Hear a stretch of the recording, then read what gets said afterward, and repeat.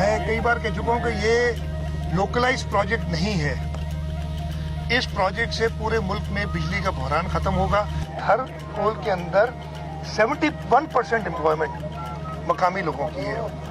हर ब्लॉक 2 जिस पे अभी काम चल रहा है, जहां तक मुझे पता है, उसमें कोई एक नौजवान मर्द या औरत नहीं है जिसको एम्प्लॉयमेंट नहीं दी कि जो एम्प्लॉयमेंट के काबिल है।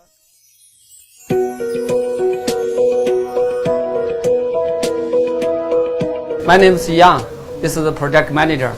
I come from China. The third power plant is the first time in Pakistan is fire the local coal. This is where when our project is the finish, this will change the Pakistan the structure. ये असांजो जो power plant आहे 660 megawatts जो power plant आहे। हिन power plant ठाहिण में Sindh government जो वॾो हथ आहे। तव्हांखे ख़बर आहे त माइन ते बि उन्हनि जो मेजॉरिटी शेयर आहे ऐं अगरि उनजी असांखे सपोर्ट न हुजे हा, सिंध गवर्नमेंट जी सपोर्ट न हुजे हा, त असां शायदि इहो कमु एतिरो जल्दी मुमकिन ई कोन हो। उन्हनि असांखे पाणी जेको मेन इंडस्ट्री खे हलाइण जे लाइ पाणी जी ज़रूरत पवंदी आहे, ड्रेन्स जी ज़रूरत पवंदी आहे, रोड नेटवर्क जी ज़रूरत पवंदी आहे, जेको सॼो जो सॼो असांखे सिंध गवर्नमेंट ॾिनो आहे।